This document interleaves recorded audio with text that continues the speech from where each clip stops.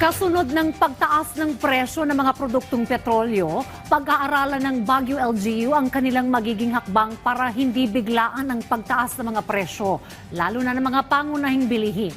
Yan ang ulat ni Bridget Marcasi, Pangosfian ng PTV Cordillera.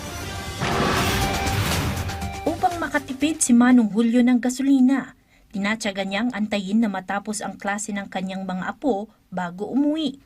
Kung noon ay aabot lamang sa 500 piso ang kanyang budget para sa gasolina, ngayon ay posible umanong umabot ito sa 1,000 piso kasunod ng pagtaas ng presyo ng petrolyo sa merkado. Sa turubuarno ko, importante. Services ko ila kasi. Iba tayo sublihan ko ba?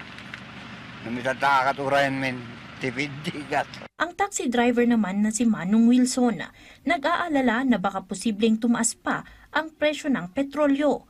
Aniya, mapipilitan silang hilingin sa LTFRB na magtaas ng pamasahe sa sandaling umabot sa 100 ang bawat litro ng krudo o gasolina. Kadumanon pa sa gasod.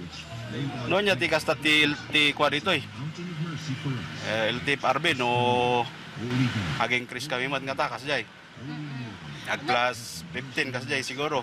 Kaugnay niya na nakatakdang makipagpulong si Mayor Benjamin Magalong sa Local Price Monitoring Council upang mapag-aralan ang mga hakbang na gagawin ng lokal na pamahalaan sa pagtaas ng presyo ng langis.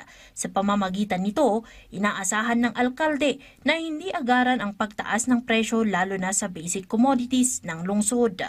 Ayon sa alkalde, maaaring maharap sa kaso at mawalan ng business permit ang mga mananamantala sa presyo ng langis lalo na sa hoarders na negosyante. Local government, papag-usapan ba namin if we have funds to subsidize yung lalo-lalo na yung mga gasolina ng public transport.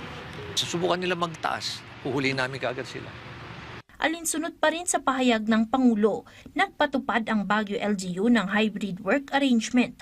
Mahigpit ring ipinagbawal ang foreign trips sa mga kawani ng pamahalaan at ipinag-utos ang pagsasagawa na lamang ng online meetings.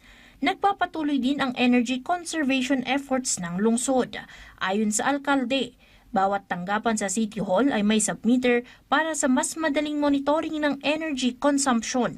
Samantala, ilang LGU at ahensya ng pamahalaan na rin sa Cordillera ang nagpatupad ng 4-day work week gaya ng Apayao LGU, Benguet LGU, Mountain Province LGU, DILG Cordillera, PIA at iba pa.